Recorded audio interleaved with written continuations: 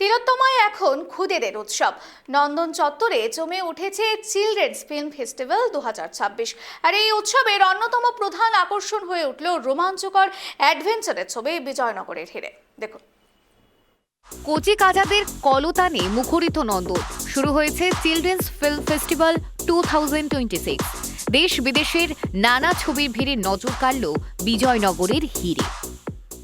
এটা খুবই স্পেশাল, কারণ আমার মনে হয় আমাদের ইন্ডিয়াতে এরকম বাচ্চাদের জন্য film festival, international film festival বাচ্চাদের জন্য খুব কম হয়। আমার মনে হচ্ছে না যে আর কোথাও হয় যেভাবে আমাদের এখানে নন্দনে যেভাবে সেলিব্রেট করে। এবং আমার 3টে কাকাবাবু দেখিয়েছে এখানে। তো আমি ঠিক 6-7 দিন আগে জানতে পারলাম অবশ্যই নতুন ছবি বিজয়নগরের হিরে রিলিজও করেছে, এবং তোমরা জানো যে ছবিটা খুব ভালো চলছে, মানুষজন দেখছেন।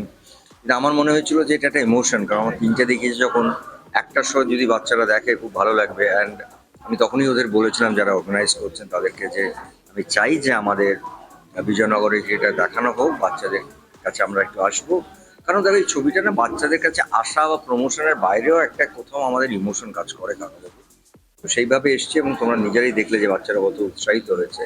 তো এইটুকুই আমাদের ওদের দেওয়ার আছে। আর একটা যেটা আছে দায়িত্ব, যে মানে কাকাবাবু সন্তু তো শুধুমাত্র আমাদের প্রপার্টি নয়, এটা আলটিমেট মানে এটা যিনি তৈরি করেছেন, আমি বারবার বলি যে শিশু সাহিত্যের সেরা চরিত্র কাকাবাবু এবং সন্তু জোজো, সেটা সুনীল দার।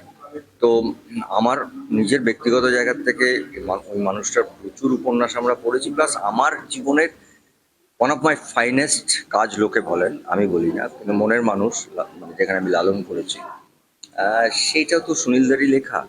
তো সব মিলিয়ে এটা মনে হয় একটা কোথাও জেনারেশন আফটার জেনারেশন এটাকে নিয়ে যাওয়া, যতদিন পারবো চেষ্টা করব। সেটার জন্য সময় লাগতে পারে 2 বছর 3 বছর, এরম নয় যে আজকে আমি বিজয়নগরে রিলিজ করেছি, হাউসফুল যাচ্ছে মানে কালকে একটা অ্যানাউন্স করে দেবো।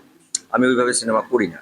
আগে আবার সময় নেব, বই পড়বো, যারা আরো জ্ঞানী তাদের সঙ্গে বসবো, কোন ছবির কোন গল্পটা করলে ভালো হয় আমি চেষ্টা করবো। আবার আমরা ফিরে আসতে জোজো সন্তু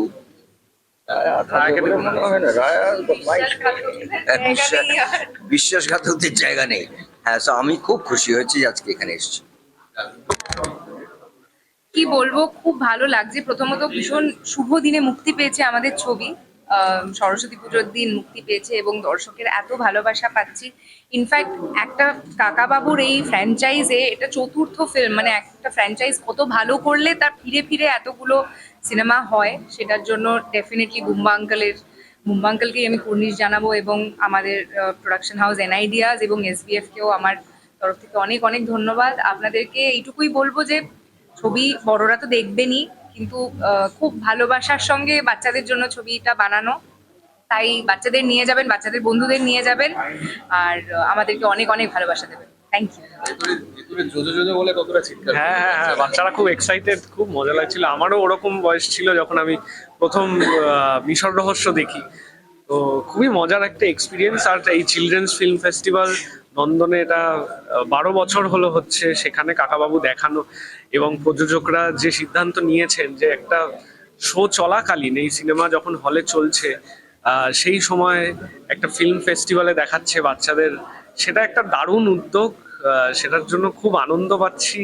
আর এখানে এসে সত্যি এত বাচ্চা, শুধু বাচ্চারা না, একটা চিলড্রেন ফিল্ম ফেস্টিভ্যালে আমি দেখছি প্রচুর সাদা চুলের মানুষরাও এসেছে।